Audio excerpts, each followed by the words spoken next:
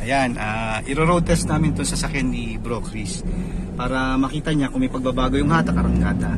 So, ito yung sinasabi ko sa kanya na yan ang bisa ng Green Technology Oil. Pagkakarga mo, within minute lang talaga mararamdaman mo yung pagbabago ng sasakyan mo. Kung pag nag-change oil ka, ang ganda-ganda ng hatak, ito, araw-araw, ramdam mo yung ganda ng hatak mo. Dito. Sige, medyo ihataw mo ng konti, bro. Yan. Putang yan. O, isa. Diba? Yan, ganyan kagaling. Maraming talagang, normal lang yung hatak sa amin. Matutuwa ka dun sa tipid mo sa gasolina, doon ka mababaliw. Kasi yung ganda ng hatak, sasabi mo, normal yan kasi bagong palit yung langis di ba? Pero yung tipid mo sa gasolina, doon yan, dito may batas. Yan.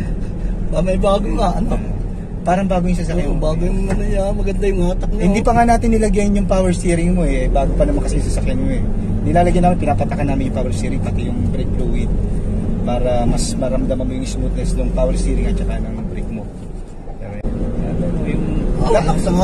Lalo na yan pag mararamdaman mo yan pag nasa highway ka. Mararamdaman mo kahit di ka nakatapak sa silinyador mo, nararamdaman mo yung makina mo, umaandar siya. Galing mahatak siya, lumas ang hatak niya.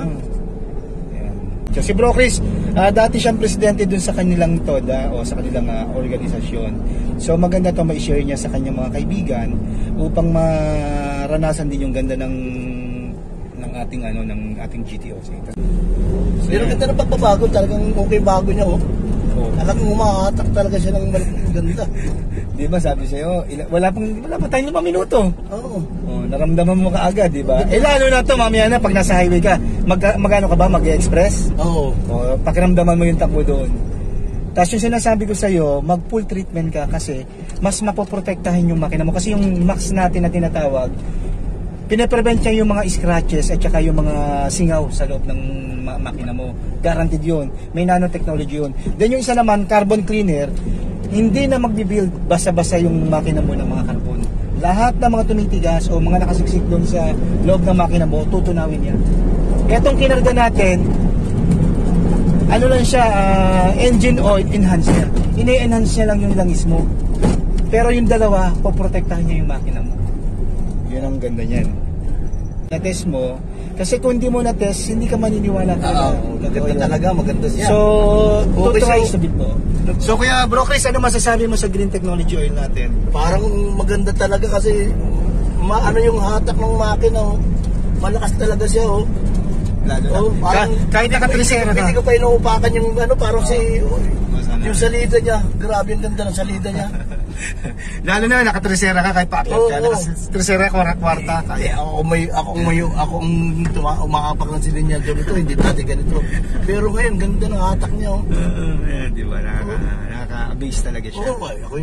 Hindi ako at bumili talaga kasi makita ko talagang maganda talaga Turo ko sa iyo mga kinarga namin ng mga sasakyan. Yung Starex diyan at saka yung dito yung ito yan yung UFM namin nasa sasakyan. So Bro Chris, huling sabi mo sa mga kaibigan natin na gusto sumubok sa GTO. Yung gusto sumubok sa GTO. Na kayo si Pino, nakita ko talaga yung niya, yung nasubukan ko, ang ganda talaga ng hatak niya. Kasi nakita ko sa sakyan ko na medyo yung hatak ko dahil mag-charge na ako, medyo ang hatak medyo lang ang hatak. Pero ngayon, nang nalagyan ng GTO, putang ganda ng hatak niya. Kala ko bagong jeans sila. Dig pa. Gagawin niyang 5 to 10 times better yung oil mo. So yung sasakyan mo, yung langis mo, kung sa bago, 5 beses hanggang 10 beses ang ulit ng pagbabago niya. So yan po yung GTO natin. So maraming salamat po, shoutout po kay Kuya Pedex, and then sa lahat po ng user ng GTO natin. Patuloy niyo lang po yung tiwala at saka yung suporta natin dito sa ating product. Kalat natin sa buong Pilipino at sa buong mundo na ang pinakamagandang langis GTO nandito sa Pilipinas. And then shoutout din pala, yung page ko po, yung Green Technology Oil, Super Oil GTO. I-follow nyo po, and then yung Toda Pinoy po na group natin, mag-join po kayo doon. So maraming salamat po. God bless po sa lahat.